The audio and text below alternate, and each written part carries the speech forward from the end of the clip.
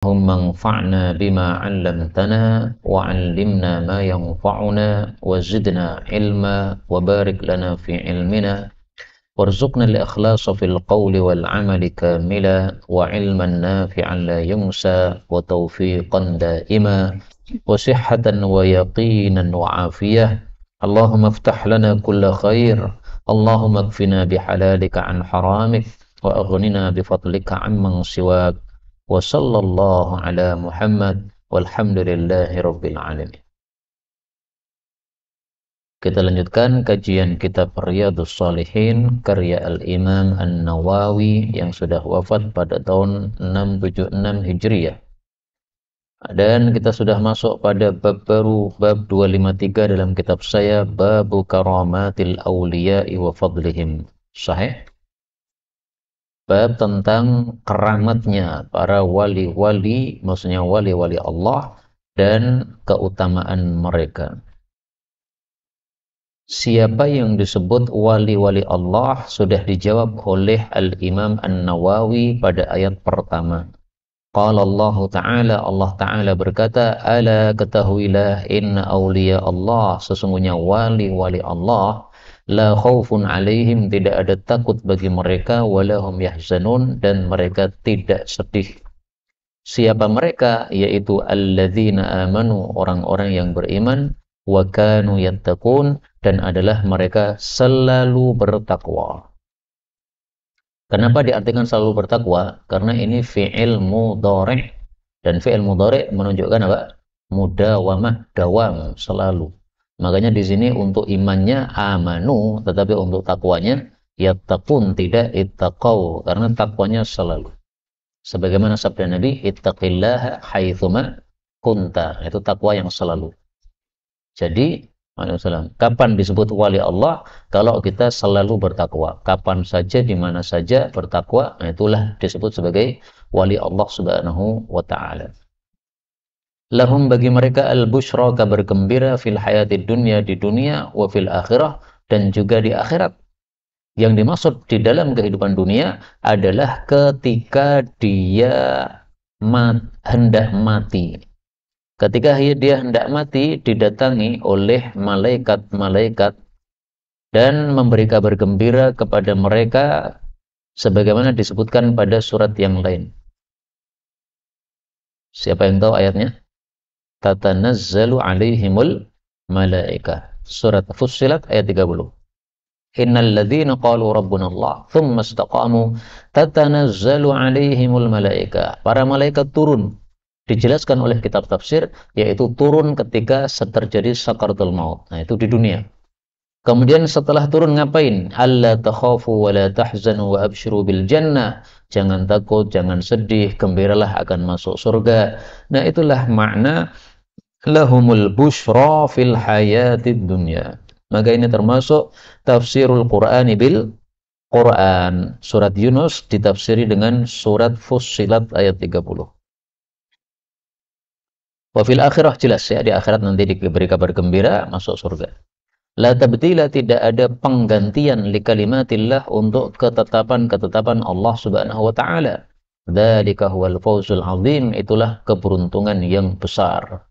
Jadi ada keberuntungan kecil, yaitu keberuntungan dunia. Keberuntungan yang besar, yang hakikat, yang hakiki adalah keberuntungan di akhirat. Orang bisnis sukses itu hanya keberuntungan kecil, bukan besar. Besar itu di akhirat. Wa qala ta'ala, berkata Allah Ta'ala, wa huzzi, dan goncangkanlah, ilaiki, kepada engkau, wahai Maryam, bijil'in nakhlah, batang pohon kurma. Supaya apa? Tasaqat atau tusaqit, dua qiraah. Akan berguguran, alaiki, kepada engkau, rutaban, buah kurma muda, rutab. Janiya, yang terpetik. Fakuli, maka makanlah, washrobi, minumlah. Menunjukkan bahwa Maryam termasuk wali-wali Allah.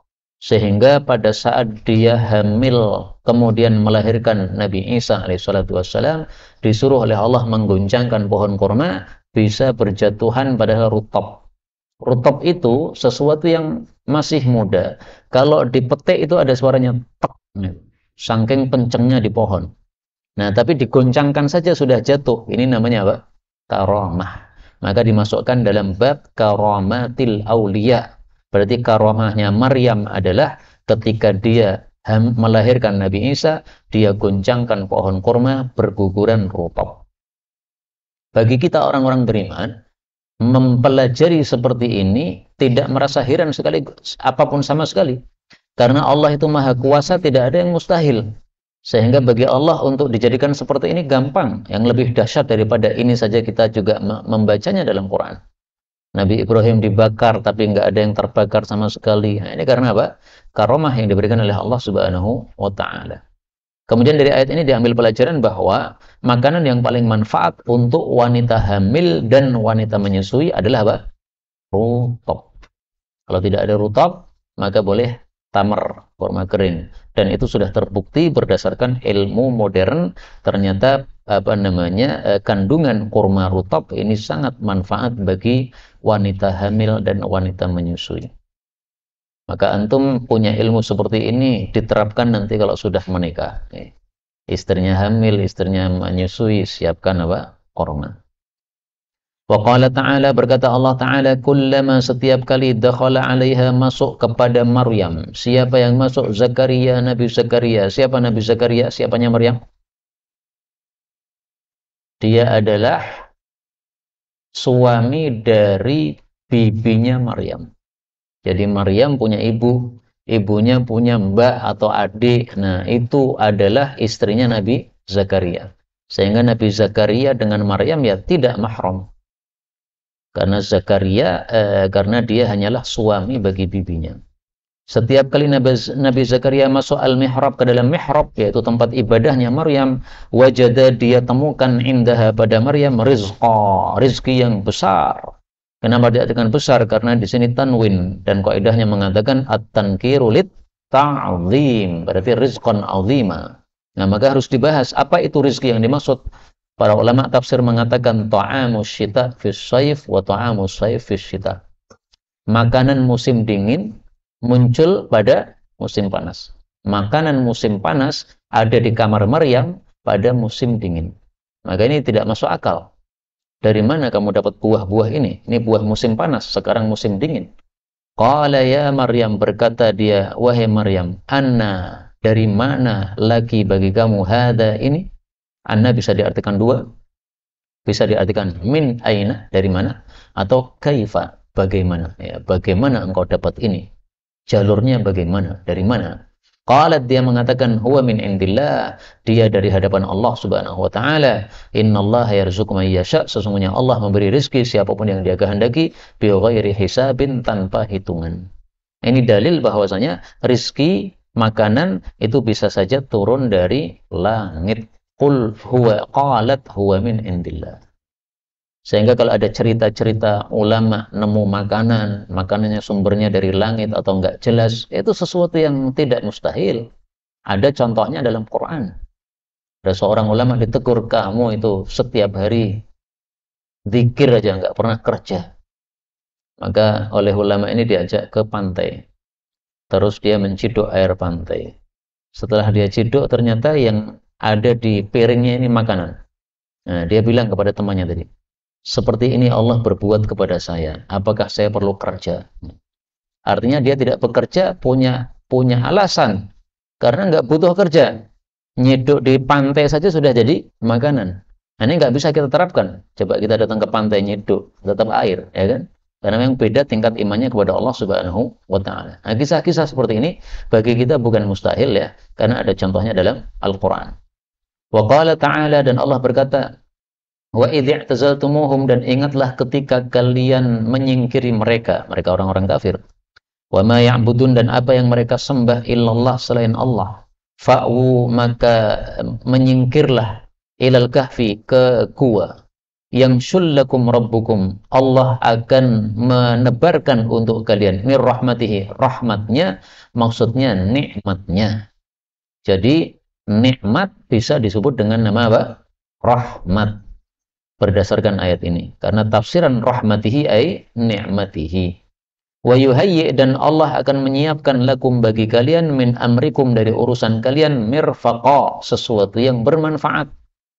Jadi artinya akan dimudahkan urusannya oleh Allah Subhanahu wa taala sehingga sudah disiapi sesuatu yang manfaat untuk urusan mereka. Wa taras syamsa, dan engkau melihat matahari idza tala'at, apabila terbit, berarti dari arah timur. Tazawaru, dia condong an kahfihim, dari gua mereka, dzatal yamin, ke arah kanan. Wa idza gharabat, dan apabila tenggelam, berarti di barat. Taqriduhum dzatas shimali, dia itu taqriduhum, apa ini artinya? Saya kelewat nih. Mari kita lihat dalam kitab tafsir.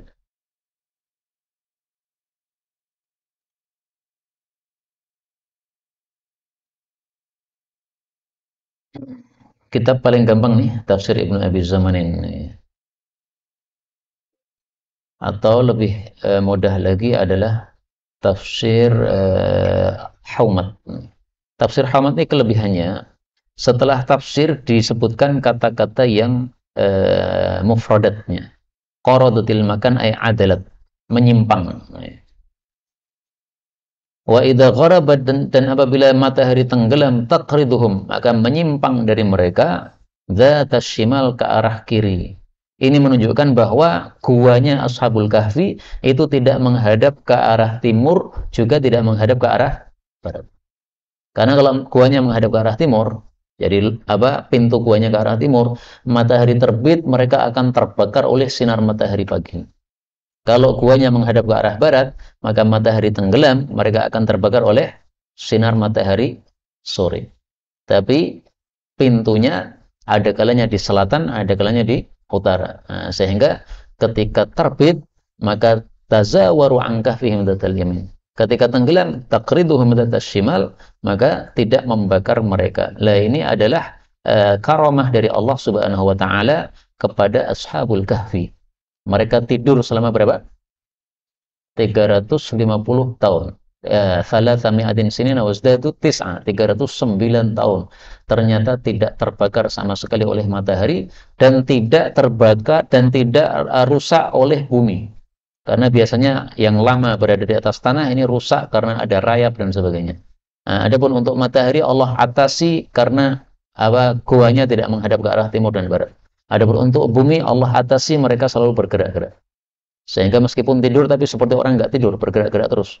Nah, gerak-geraknya ini supaya tidak terkena rayap dan sejenisnya itu. Nah, ini semuanya karamah diberikan oleh Allah kepada Ashabul Kahfi. Yang menarik dari Ashabul Kahfi adalah karamah yang Allah berikan tidak hanya mengenai mereka, tetapi yang bersahabat dengan mereka juga terkena karamah tersebut. Yaitu siapa? Anjingnya. Wa kalbuhum basitun dhira'aihi bil wasid.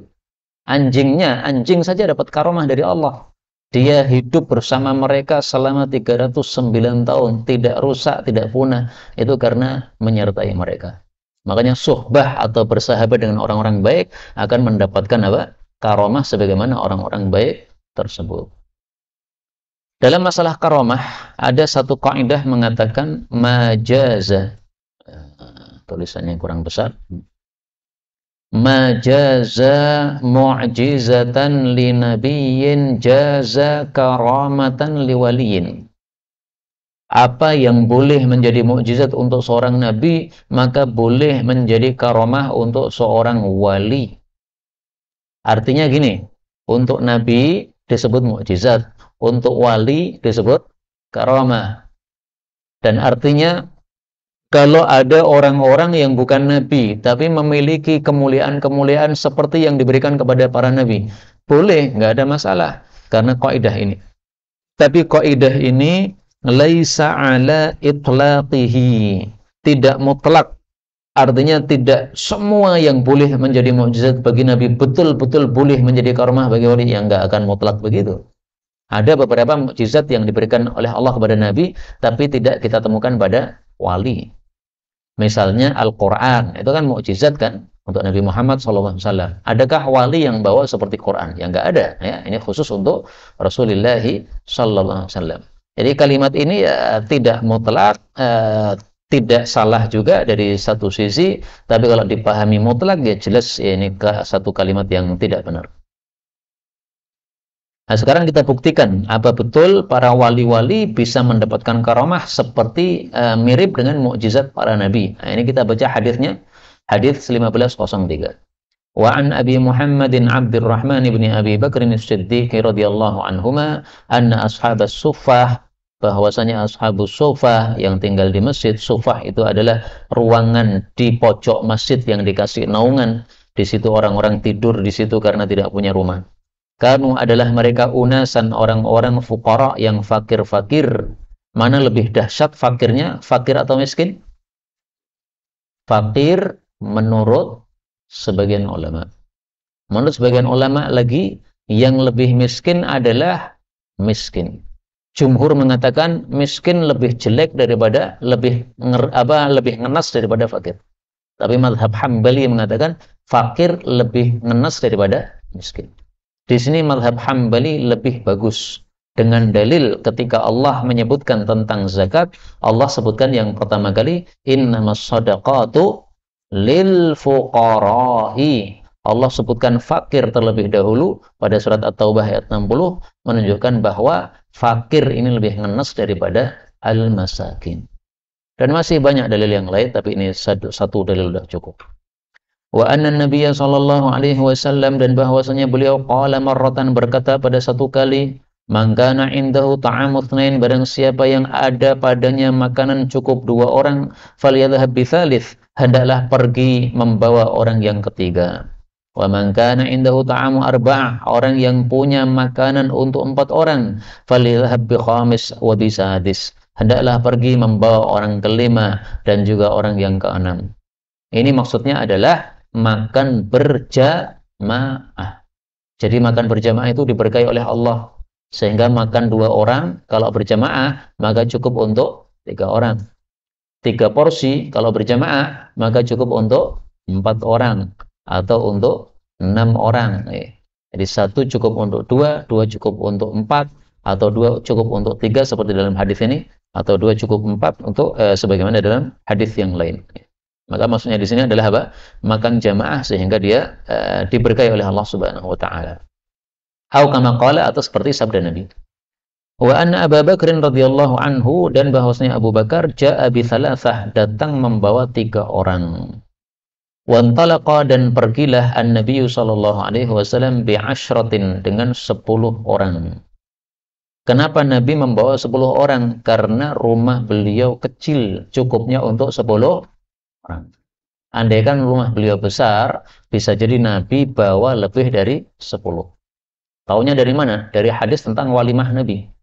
Nabi pernah walimah, mengundang para sahabat. Beliau katakan, faliyadkhul asyrah asyrah. Hendaklah masuk 10 orang, 10 orang. 10 orang makan, keluar. Besok 10 orang lagi makan, keluar. Nah, cukupnya untuk 10 orang. Nah, untuk bayangkan, rumah cukup untuk 10 orang saja. Nggak muat lebih banyak. Berapa kecilnya rumah itu. Itulah rumah Rasulullah sallallahu alaihi wasallam. Kemudian wa anna Abu Bakar, dan bahwasanya Abu Bakar ta'asya, dia makan malam indan Nabi, di hadapan Nabi sallallahu alaihi wasallam. Thumma, kemudian labitha, dia tinggal hatta sholal isya, sampai dia sholat isya. Berarti makan malamnya Nabi sebelum atau setelah isya? Sebelum isya. Antum di pesantren makan malamnya setelah isya atau sebelum isya? Setelah. Enggak sesuai sunnah. Tapi boleh enggak? Boleh. Tapi lebih utama sebelum isya. Kenapa? Kata guru saya Syekh Walid, karena kalau kita makannya setelah isya, maka bisa menyebabkan berat dari bangun malam. Karena masih ada makanan pada perut kita. Kalau sudah agak sorean tadi, maka insya Allah lebih semangat untuk bisa lebih mudah untuk bisa bangun malam. Dan memang sunnahnya adalah makan malamnya sebelum isya. Dalilnya hadis ini dan hadis-hadis yang lain. Tsumma raja'a, kemudian dia pulang. Faja'a, lalu dia datang ba'dama madha, setelah lewat, minal laili, dari waktu malam, masya Allah, apa yang Allah kehendaki. Qalat lahum ra'atuh, berkata kepadanya istrinya Abu Bakar. Nah, ini istrinya yang mana saya nggak ngerti ya, karena istrinya Abu Bakar lebih dari 1. Bahkan Abu Bakar pernah melamar putrinya Nabi yang bernama siapa? Yang bernama siapa? Fatimah. Abu Bakar pernah melamar Fatimah. Umar pernah melamar Fatimah. Tapi oleh Nabi enggak dikasihkan. Malah dikasihkan kepada Sayyidina Ali radhiyallahu anhu. Kita temukan dalam Sunan Nasa'i. Innaha saghirah. Sesungguhnya Fatimah itu masih kecil, kamu sudah tua. Khataba Abu Bakrin wa Umar, melamar Abu Bakar dan Umar Fatimah. Maka dijawab oleh Nabi, innaha shaghirah, dia masih kecil. Jadi cara menolak itu bisa dengan halus ya, dengan beralasan, tidak mengatakan jangan, enggak, tapi apa? Dia masih kecil. Kalau sekarang ya, dia masih sekolah, dia masih kuliah. Nah, itu. Padahal maksudnya apa? Ditolak. Fa khatabaha Ali, maka dilamar oleh Ali, fazawwajaha min, lalu dikawinkan dengan Ali. Hadisnya sahih riwayat Imam An-Nasai. Dan dari sini kita ambil pelajaran, boleh melamar anak-anak kecil. Antum melamar anak SD, boleh. Tapi kalau tidak diberikan jangan marah. Innaha shaghirah. Baik, kita lanjutkan. Ma habasaka, apa yang menahan engkau an adyafika, dari tamu-tamu kamu? Qala, maka Abu Bakar menjawab, awama asyaitihim, apakah kamu belum kasih makan malam mereka? Qalat, istrinya menjawab, abau, mereka enggan, maksudnya enggan untuk makan, hatta taji'a, sampai kamu datang. Waqad aradu alaihim, dan sungguh mereka sudah menawarkan kepada mereka. Mereka maksudnya keluarga kamu sudah menawarkan kepada mereka, yaitu para tamu. Sudah ditawari tapi nggak mau makan. Qala, dia mengatakan, dia anaknya Abu Bakar perawi hadis ini. Namanya siapa tadi? Abdurrahman bin Abi Bakar ya. Jadi perawinya adalah Abdurrahman bin Abi Bakar As-Siddiq radhiyallahu anhu. Qala, Abdurrahman mengatakan, fadhahabtu ana, maka saya pun pergi, fakhtaba'tu, maka saya sembunyi. Faqala, maka Abu Bakar mengatakan, ya Gunthar, wahai tolol. Itu kalau diartikan apa, kasarnya begitu. Nanti akan ada penjelasannya qauluhu Gunthar.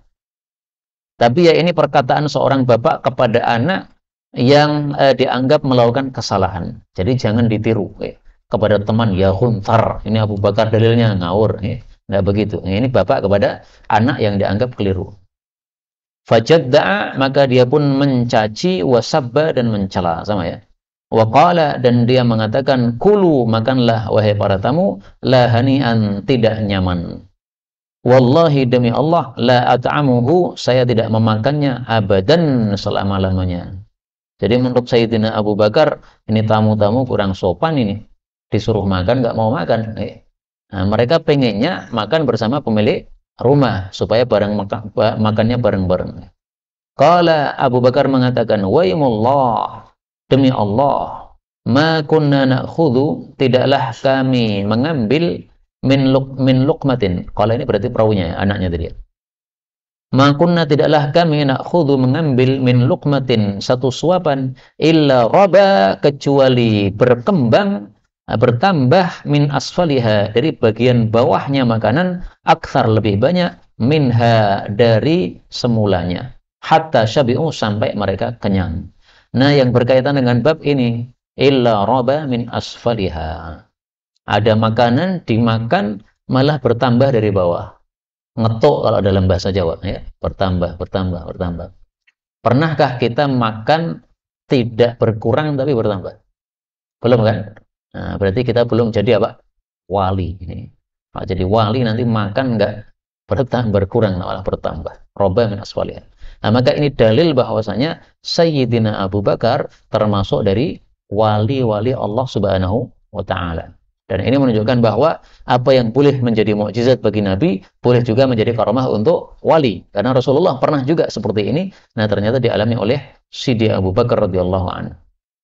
Wasarat, dan jadilah, aktsara, lebih banyak, mimma kanat, dari apa sebelumnya, mimma kanat, dari apa yang ada, qabla dzalik, sebelum itu. Fanadhara ilaiha Abu Bakar, maka Abu Bakar melihat kepada makanan tadi, faqal limra'atih, berkata kepada istrinya, ya ukhta Bani Firas, wahai saudarinya Bani Firas, karena istrinya dari kabilah Bani Firas. Ma hadza, apa ini? Qalat, dia mengatakan, la ini tidak usah diterjemahkan karena ini untuk takkid saja ya. Wa qurrati aini, demi kesejukan mataku. Ini bukan sumpah tapi bentuknya seperti sumpah. Lahyal an, sungguh makanan ini sekarang, aktsaru, lebih banyak, minha, darinya, qabla dzalik, sebelum itu, bi thalathi marratin, 3 kali lipat. Jadi kalau tadi cuma 1 piring, menjadi munjungnya apa? 3 kali lipat nih. Fa'akala minha Abu Bakrin, maka Abu Bakar pun makan darinya. Padahal tadi sudah bersumpah tidak mau makan. Nah, sekarang kenapa dia makan? Jawabannya dua. Satu, qala Abu Bakar mengatakan, innama kana dzalika, tiada lain sumpah tadi itu minasyaitan, dari setan, yakni yaminah. Yang dia maksud adalah sumpahnya. Kenapa dikatakan dari setan? Karena dia ungkapkan sumpah tadi ketika marah. Marah sumbernya dari setan. Kita lihat hadisnya, marah sumbernya dari setan. Innal ghadab, sesungguhnya marah itu minasyaitan, dari setan. Wa inna syaitan khuliqa minan nar, setan dicipta dari api. Wa inna ma tudfa'un nar bil ma, dan api kalah dengan air. Fa idza ghadiba ahadukum falyatawadda, kalau seseorang marah adalah berwudu. Hadis memang derajatnya dhaif, tetapi maknanya sahih dari hadis-hadis yang lain. Contohnya hadis yang menunjukkan ini maknanya sahih. Rasulullah katakan kalau orang marah adalah mengucapkan a'udzubillahi minasyaitonir rajim, maka marahnya akan hilang. Berarti marah sumbernya dari setan. Nah, ini jawaban pertama, kenapa Abu Bakar tadi sudah bersumpah tidak makan, kenapa malah makan? Karena dia anggap sumpah tadi itu salah, itu sumbernya dari setan. Yang kedua, ini ada makanan diambil malah bertambah. Ini berarti apa? Berkah. Nah, berkah itu jangan disia-siakan. Setiap ada berkah, kita hendaklah ambil berkah tadi. Sebagaimana Nabi Ayub ketika dia mandi, tiba-tiba ada apa? Belalang emas. Maka dia ambil ya beliau. Ditegur oleh Allah, "Hei Ayub, kan kamu sudah saya kasih kekayaan. Enggak perlu lagi kamu ambil belalang emas kayak begitu. Kenapa masih serakah aja ngambil?" Kata Nabi Ayub, "La ghina bi an barakatik." Saya tidak pernah puas dengan berkah darimu. Jadi ngambilnya bukan karena serakah terhadap harta, tapi karena ini adalah berkah ini. Biasanya belalang itu kan bukan emas kan?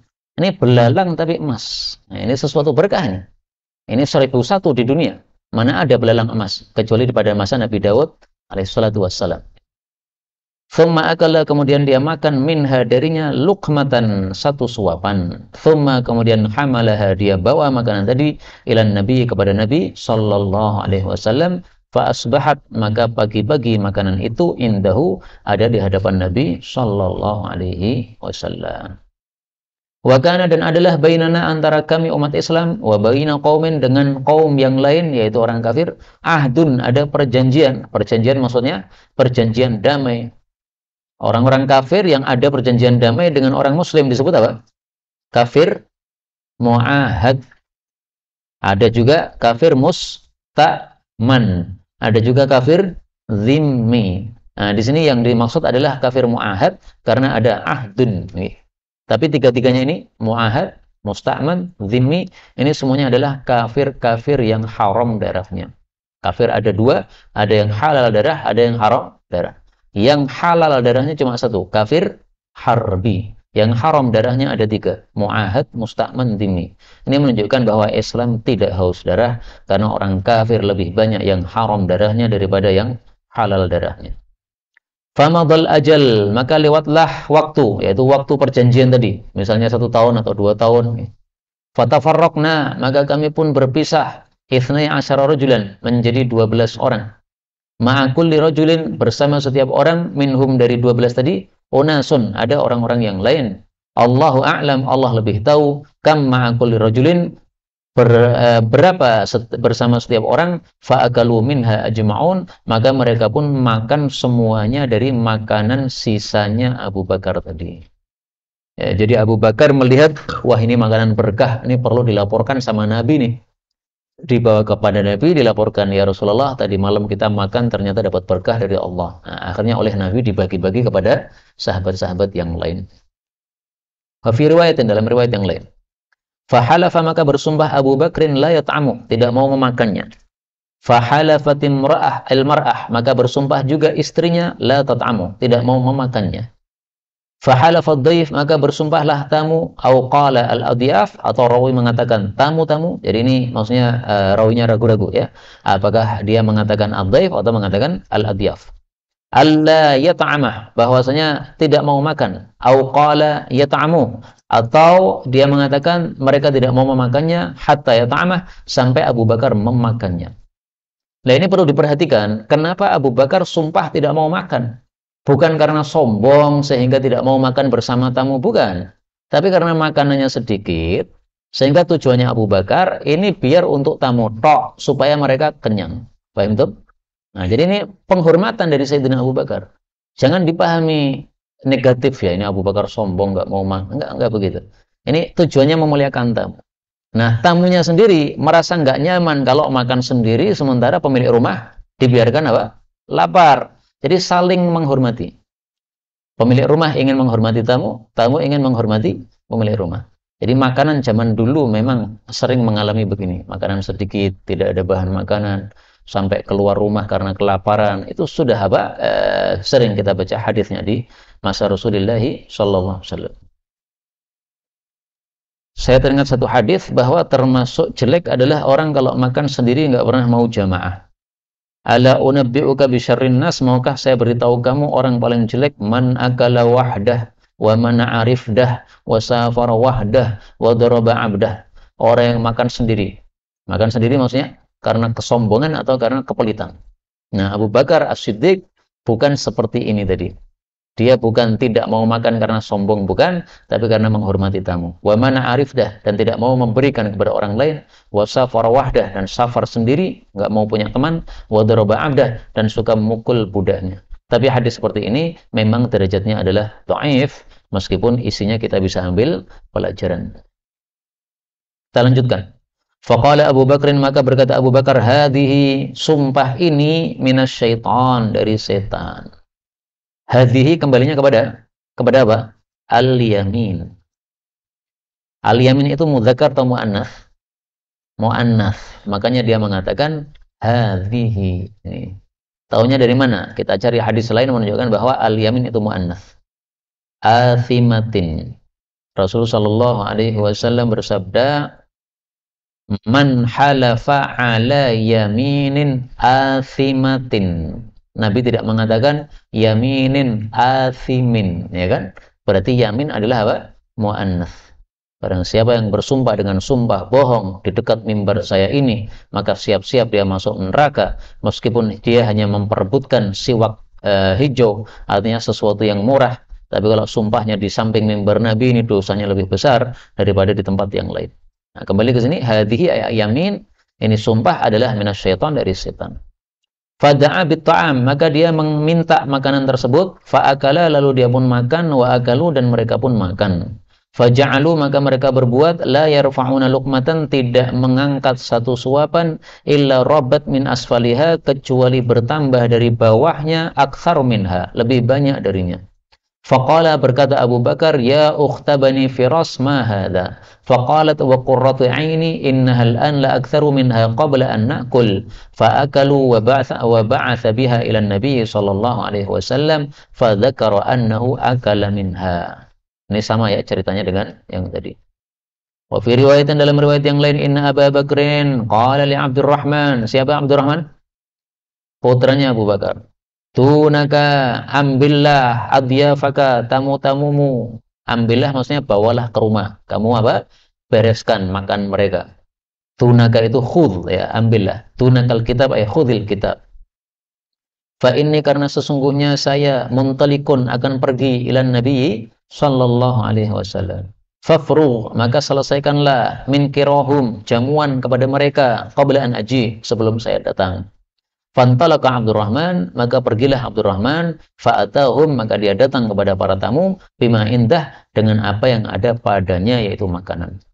Faqala, Abdurrahman mengatakan, it'amu, silahkan makan. Faqalu, mereka bertanya, aina rabbu manzilina, di mana pemilik rumah kita ini? Artinya bapaknya di mana, bapaknya kok enggak ada. Qala, dia mengatakan, it'amu, silahkan makan.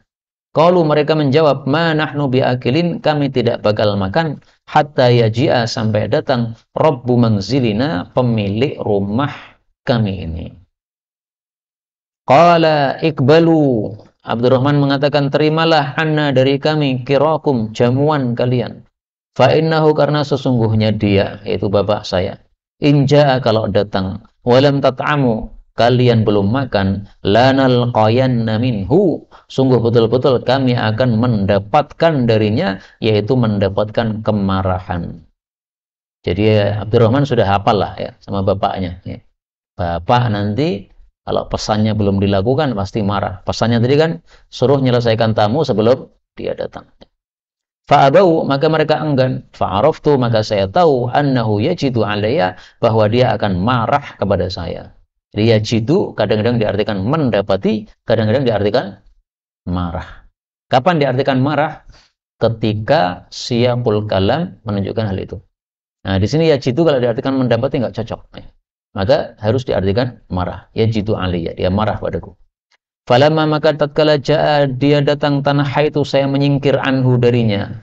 Faqala, maka dia berkata, ma sana'tum, apa yang kalian lakukan? Maksudnya kaget Abu Bakar nih. Tamu-tamu kok belum pulang? Loh, apa belum makan? Ma sana'tum. Fa akhbaru, maka mereka mengabari Abu Bakar. Faqala, maka Abu Bakar mengatakan, ya Abdurrahman, wahai Abdurrahman. Fasakatu, maka saya diam. Thumma qala, kemudian dia mengatakan, ya Abdurrahman. Fasakatu, maka saya diam.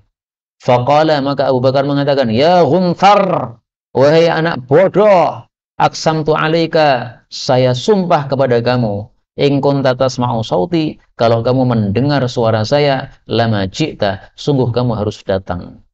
Nah, ketika sudah disumpahi, fa kharajtu, maka saya pun keluar. Kalau ada orang bersumpah kepada kita, hendaklah kita ibror. Apa itu ibror? Menuruti sumpahnya. Demi Allah, engkau harus tolong saya ini sangat butuh nih. Nah, kita tolong. Fakultu, maka saya mengatakan, sal adyafaka, tanyalah kepada tamu-tamu engkau. Artinya saya sudah melakukan titahmu. Kalau enggak percaya nih, tanya sama tamu-tamu. Saya sudah melakukan. Faqalu, mereka menjawab, shadaqa, betul kata anakmu. Atana bih, dia sudah datang kepada kami dengan jamuan ini. Faqala, maka Abu Bakar mengatakan, innaman tadhartumuni, tiada lain kalian menunggu saya. Wallahi, demi Allah, la at'amuhul lailah, saya tidak akan memakannya malam ini. Faqala al-akharun, maka berkata orang-orang yang lain, maksudnya para tamu tadi, wallahi, demi Allah, la nat'amuhu, kami juga tidak akan mau makan, hatta tat'ama, sampai engkau memakan. Faqala, maka Abu Bakar menjawab, wailakum, celaka kalian, malakum, kenapa kalian, la taqbaluna anna, tidak menerima dari kami, kirakum, jamuan kalian. Hati ta'amak, datangkan, kemarikan makananmu. Faja'a bihi, lalu Abdurrahman datang dengan makanan tadi. Fawada'a yadahu, lalu Abu Bakar meletakkan telapak tangannya pada makanan. Faqala, lalu dia mengucapkan Bismillah. Jadi sebelum makan disunahkan membaca Bismillah. Bahkan sebagian ulama mengatakan hukum baca Bismillah adalah wajib sebelum makan.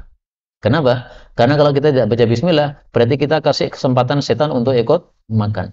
Padahal Allah mengatakan, inna syaitana lakum aduwan fattakhiduhu aduwa. Kita berikan kesempatan setan makan, berarti tidak melakukan ayat tadi, fattakhiduhu aduwa. Nah, maka dari sisi itulah, sebagian ulama katakan hukum baca Bismillah sebelum makan adalah wajib. Tapi mayoritas ulama katakan hukumnya sunnah muakkadah. Sunnah muakkadah berarti kalau ditinggalkan, tidak dosa, tapi ya tercela karena apa? Meninggalkan sunnah Rasulullah SAW. Dan ini salah satu dalil bahwa Bismillah sebelum makan itu tidak pakai Ar-Rahmanir Rahim. Tapi memang ini masalah khilafiyah. Pendapat Imam Nawawi, kalau Bismillah bagus, maka ditambah Ar-Rahmanir Rahim lebih bagus. Pendapat ulama yang lain, kalau Nabi baca Bismillah, kita baca Bismillah. Nabi baca Bismillahirrahmanirrahim, kita baca Bismillahirrahmanirrahim. Satu dalil lagi bahwasanya untuk makan tidak pakai Ar-Rahmanir Rahim. Kana idza qurriba ilaihi ta'amun. Adalah Nabi kalau telah didekatkan kepada beliau makanan, qala, beliau ucapkan Bismillah. Udah. Hadis riwayat Ahmad sahih. Nah, makanya salah satu kiai Jawa Timur kalau melihat ada orang baca Bismillahirrahmanirrahim sebelum makan, ditanya, kamu mau baca Quran apa mau makan? Makan Bismillah aja. Baca Quran Bismillahirrahmanirrahim. Jadi masing-masing ada tempatnya, jangan diubah-ubah. Dan ini menurut saya lebih bagus pendapat ini daripada pendapat Al-Imam An-Nawawi rahimahullah. Kemudian beliau mengatakan al-ula, yang pertama tadi, yaitu sumpah tidak makan, minasyaiton, dari setan, karena diucapkan ketika marah. Fa'akala lalu dia pun makan, wa akalu dan mereka pun makan. Hadis muttafaqun alaih. Qauluhu ghunthar bi ghainin mu'jamatin madmumatin ghu thumma nunin sakinatin ghun thumma sa'in musallatsatin fa wa huwa maknanya adalah al-ghabi orang bodoh, al-jahil orang yang tolol. Tapi saya nggak ngerti ya, ghunthar ini lebih kasar atau lebih lembut daripada jahil. Saya nggak tahu. Karena masalah seperti ini perlu kita mempelajari ilmu namanya al-furuq al-lughawiyah. Jadi dalam bahasa Arab itu ada kata-kata yang maknanya serupa tapi ada perbedaan. Nah, itu dipelajari dalam ilmu al-furuq al-lughawiyah. Seumur-umur saya belum pernah belajar ilmu al-furuq al-lughawiyah, belum pernah. Kalau cuma bertanya pernah ya. Ini bedanya apa dengan ini ya dalam kajian. Tapi kalau mempelajari khusus ilmu itu belum pernah. Wa qawluhu adapun perkataan fajadda'a ay syatama mencela wal jad'u al qata' arti asalnya adalah memotong. Qawluhu yajidu 'alayya huwa bi kasril jim ji ay yaghdab marah. Hadis 1504 wa an Abi Hurairah radhiyallahu anhu qala qala Rasulullah sallallahu alaihi wasallam laqad sungguh-sungguh kana adalah fima qablakum pada orang-orang sebelum kalian minal umami dari umat-umat terdahulu nasun ada orang-orang muhaddatsun yang diberi ilham oleh Allah Subhanahu wa taala. Fa iyyaku maka jika ada fi ummati pada umatku ahadun seseorang yang dikasih ilham fa innahu Umar maka sungguh dialah Sidi Umar. Hadis diriwayatkan oleh Al-Imam Al-Bukhari, diriwayatkan juga oleh Muslim dari riwayat Aisyah dan dalam riwayat keduanya qala Ibnu Wahib berkata Ibnu Wahab ulama Mesir muhaddatsun itu maksudnya adalah mulhamun dikasih ilham. Setelah hadis pertama bicara tentang fadilah Abu Bakar bahwa dia termasuk wali-wali Allah, lalu hadis kedua bicara tentang Umar bahwa dia termasuk wali-wali Allah. Urutan seperti ini ada kesengajaannya saya yakin dari Al-Imam An-Nawawi rahimahullah. Kenapa dimulai Abu Bakar dulu? Karena sepakat ahlus sunnah wal jamaah orang paling utama setelah Nabi Muhammad sallallahu alaihi wasallam adalah Sayyidina Abu Bakar. Sepakat ulama ahlus sunnah bahwasanya orang paling utama setelah Abu Bakar adalah. Kenapa mereka sepakat? Karena para sahabat pun sepakat seperti itu. Kita lihat dalilnya ya dalam Bukhari atau dalam Kutubus Sittah.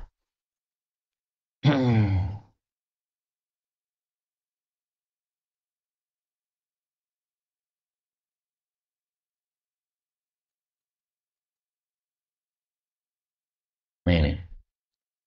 Diriwayatkan oleh Imam Bukhari pada hadis 3697 dari Ibnu Umar, dia mengatakan kunna adalah kami siapa? Sahabat-sahabat Nabi. Fi zamanin Nabi pada masa Nabi sallallahu alaihi wasallam la na'dilu bi Abi Bakrin ahada, tidak membandingkan Abu Bakar dengan siapapun. Thumma Umar, kemudian Umar, thumma Uthman, kemudian Uthman, thumma natruk, kemudian kami biarkan ashaban Nabi sallallahu alaihi wasallam, sahabat-sahabat Nabi yang lain, maksudnya la nufadil bainahum. Kami tidak melebihkan di antara mereka. Jadi tiga ini sudah sepakat para ulama, para sahabat Nabi. Abu Bakar, Umar, Uthman. Maka ketika Sayyidina Umar mati, kan dia kumpulkan 6 orang itu kan, Ashabus Syura. Coba kalian 6 orang musyawarah, siapa yang paling pantas jadi khalifah. Akhirnya kesimpulannya bahwasanya semua sahabat tidak akan ada yang milih lebih daripada Sayyidina Uthman. Akhirnya Uthman yang terpilih, Sayyidina Ali tidak terpilih. Itu karena kesepakatan seluruh apa? Sahabat Nabi sallallahu alaihi wasallam. Nah, maka itu menunjukkan bahwa memang urutan ini sudah disepakati oleh para sahabat, maka itulah dalilnya Ahlus Sunnah wal Jamaah. Berbeda dengan orang-orang Syiah kan? Orang-orang Syiah menganggap paling utama setelah Nabi adalah Sayyidina Ali. Abu Bakar, Umar, Uthman itu bawahnya semuanya tuh. Nah, berarti mereka menyelisihi ijma' para sahabat. Sahabat sepakat Abu Bakar, kamu malah pilih Sayyidina Ali. Dari satu sisi ini saja sudah tampak kesesatan Syiah. Karena menyelisih kesepakatan itu adalah apa? Sesuatu yang salah. Kalau sudah ada ijma kesepakatan sahabat Nabi, tidak boleh kita pilih pendapat yang menyelisih mereka. Karena ijma itu dijaga oleh Allah, pasti benarnya, tidak mungkin salah. Nah, maka di sini Imam Nawawi setelah menyebutkan Abu Bakar, kemudian di sini fadilahnya Umar. Nah, sayangnya hadis nomor 3 ini tidak bicara tentang fadilahnya Sayyidina Uthman, tapi malah bicara tentang fadilahnya Sayyidina Sa'ad bin Abi Waqqas, karena Sa'ad bin Abi Waqqas ini termasuk dari al-asyarah al-mubasysyarah, 10 orang yang dijamin masuk surga. Fadilahnya Sayyidina Umar, kalau kita lihat hadis-hadis Nabi sangat banyak sekali, tapi saya tampilkan satu lagi saja fadilahnya Sayyidina Umar. Rasul sallallahu alaihi wasallam bersabda, "Innallaha ja'alal haqqa fi lisani Umar." Innallaha, sesungguhnya Allah, ja'alal haqqa, meletakkan kebenaran, ala lisani Umar, pada lidahnya Sidi Umar, wa qalbihi, dan juga hatinya. Hadis riwayat Abu Dawud sahih. Salah satu bukti bahwa Allah letakkan kebenaran pada lidahnya Sayyidina Umar. Ketika Rasulullah menyolatkan jenazahnya Abdullah bin Ubay, tokoh munafik, maka oleh Sidi Umar dipegang bajunya Nabi. Ya Rasulullah, kenapa disolatkan? Ini munafik nih. Maka Nabi mengatakan, Allah menyuruh saya memilih, wahai Umar. Apakah saya memintakan ampunan atau saya tidak memintakan ampunan? Jadi dibebaskan oleh Allah. Nah, saya pilih menyolatkan, memintakan ampunan, karena dibebaskan oleh Allah. Tapi setelah itu turun ayat, wala tusalli ala ahadim minhum mata abada. Munafik jangan disolatkan. Nah, berarti sesuai dengan perkataan Sayyidina Umar. Ini orang-orang Syiah membaca kisah tersebut, menganggap Sayyidina Umar itu kurang ajar kepada Nabi Muhammad sallallahu alaihi wasallam. Tapi kita ahlu sunnah melihat cerita itu malah melihat fadilah Sayyidina Umar. Kok bisa begitu? Karena orang kalau melihat negatifnya pasti akan apa? Kesimpulannya negatif. Kalau kita melihat positifnya akan menjadi positif. Memang Sayyidina Umar seperti kurang ajar ya. Nabi mau sholat ditarik apa? Bajunya, ini kurang ajar. Tetapi di akhir hadis, coba dibaca. Hadisnya dalam Bukhari. Sayyidina Umar mengatakan, setelah kejadian itu saya kalau teringat itu saya juga merasa heran. Saya dulu kok berani banget sama Nabi. Akhirnya dia memperbaiki diri. Jadi beramal soleh untuk menghapus kesalahan dia kepada Rasulullah Sallallahu Alaihi Wasallam. Nah, maka di sini orang Syiah lemahnya dari dua sisi berarti. Pertama, tidak bisa melihat bahwasanya Allah letakkan kebenaran pada lidahnya Sayyidina Umar. Kedua, mereka nggak bisa melanjutkan cerita itu. Yang dibaca malah cerita awalnya. Cerita akhirnya di mana Sayyidina Umar merasa seperti menyesal, merasa heran terhadap dirinya sendiri, kenapa begitu berani sama Nabi, itu nggak mereka lanjutkan. Ini saya ngomong begini bukan mengada-ada, tapi karena saya barusan dapat kitab karya orang Syiah, saya baca, ternyata dia nulis seperti itu. Nah, maka saya anggap inilah kelemahan ulama-ulama Syiah.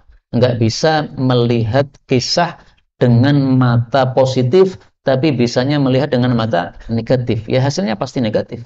Coba dipahami dengan positif, pasti akan terjadi positif. Siapa kita, siapa Umar? Kenapa engkau menilai negatif terhadap Sayyidina Umar? Bukan sesuatu yang baik sama sekali.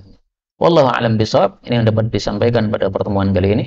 Betul dari Allah. Kalaupun ada salahnya, fa astaghfirullahal azim li wa lakum walhamdulillahi rabbil alamin. Kalau ada pembahasan dipersilakan.